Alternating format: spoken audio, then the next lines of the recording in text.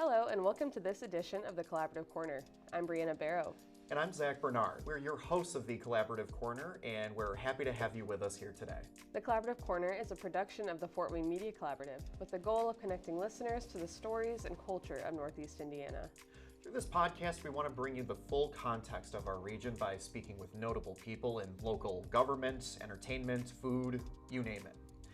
And joining us for today's episode, we're talking with the director of the Mike Down Center for Indiana Politics, Michael Wolf.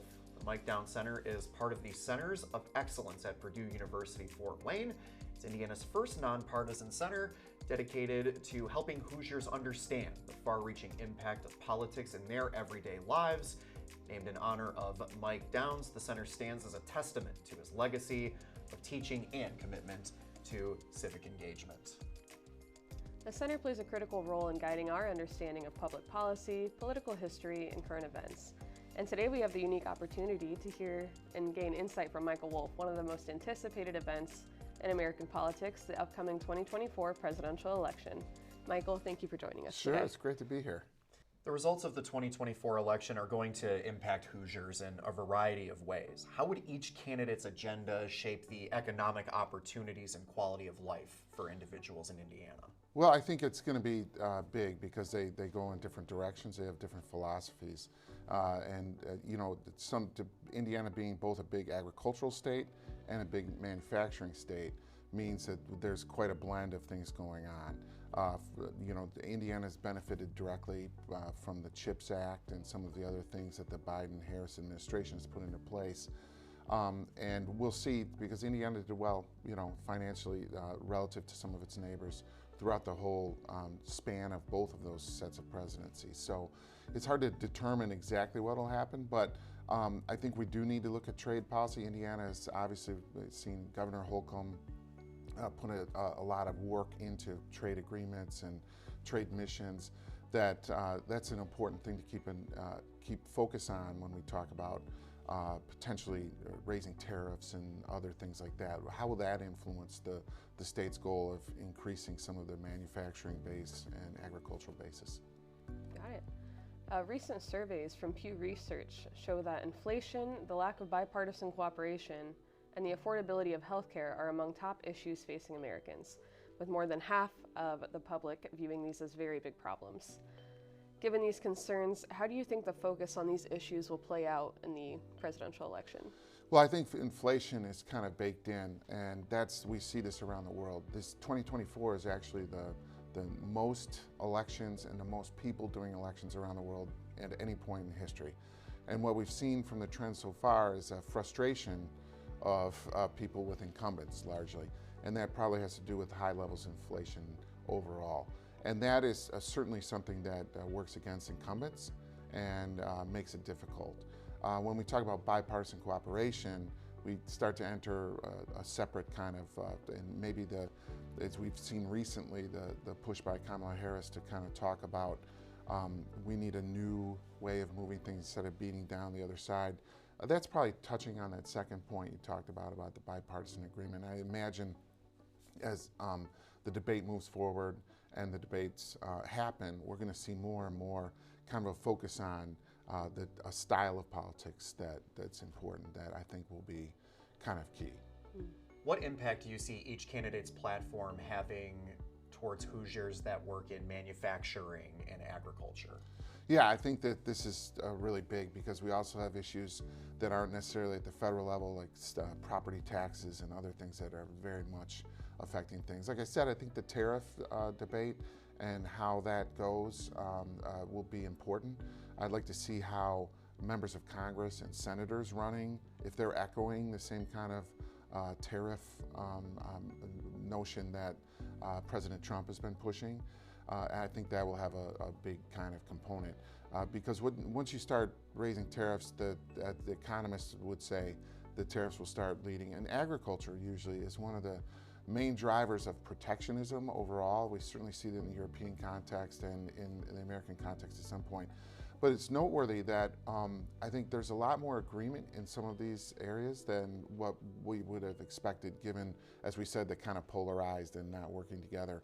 So for instance, trade with China the Biden administration kept on some of those tariffs, and certainly Kamala Harris hasn't suggested she would remove some of the tariffs put on, particularly for electric vehicles and some of these primary aspects. The investment in chips and other kind of important, and American steel, as has been noted by both of them, the kind of worry about U.S. steel being sold to Japanese companies. So I think there's a lot of commonality in some of these overall frameworks, as we'll see some of the issues like property taxes and home affordability.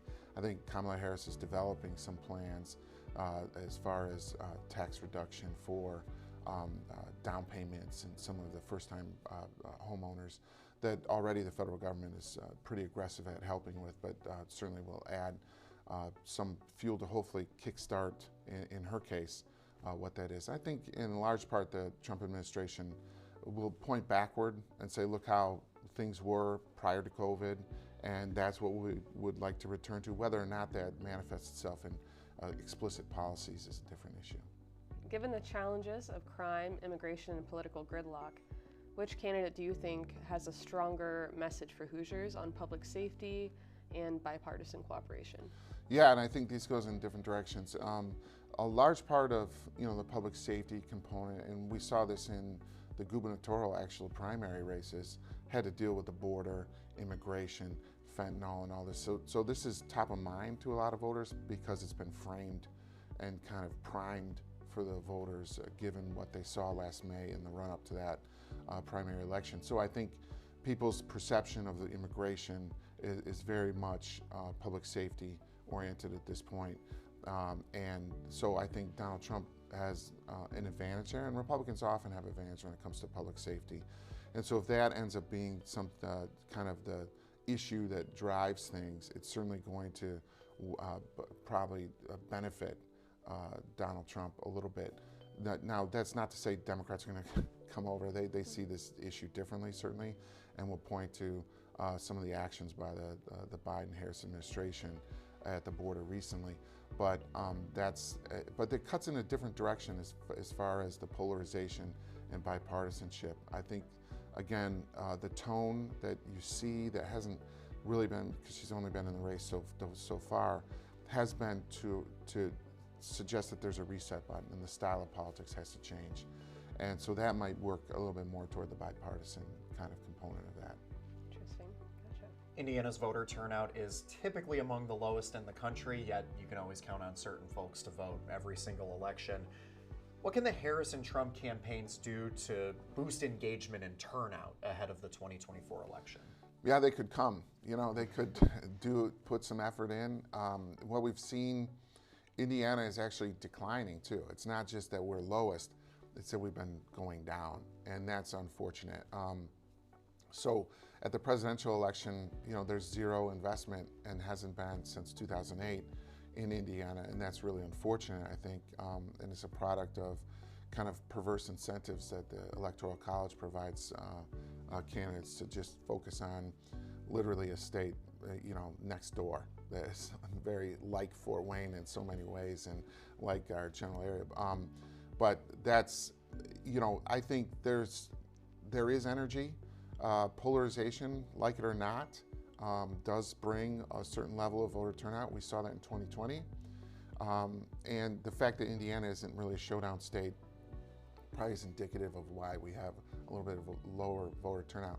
And then statewide elections haven't been as competitive in recent cycles either, which also then adds to less of a kind of turnout effect that you would get as things get closer. There are voters, as you noted, that do turn out. And these are voters tending to be in tight communities, typically rural areas that really rely more on civic duty, and there's a sense of socialization of that. But what we see in suburban and larger cities is competition really ends up driving the impetus to vote for people. And that obviously has been a little bit down, given presidential elections don't really end up being pursued much to be competitive. And then the statewide have been a little bit less competitive in recent cycles. With the rise of misinformation surrounding elections, what steps do you think need to be taken to ensure election security and integrity? And how can voters in Indiana better, inform themselves and safeguard themselves against false information? Listen to this podcast. I mean, I think that's one. I mean, what we see as patterns around the country is that when local media fails, it opens up it's a vacuum that gets filled with national level information. And with the kind of disintegration of mainstream media into multiple different sources, which is great for podcasts, but there are podcasts that are not as good as you guys, that are less informative or disinformation, and so that vacuum of the lack of local media has been directly tied to some of the really kind of negative components of polarization that mean that people don't empathize with each other because they don't know anything about each other.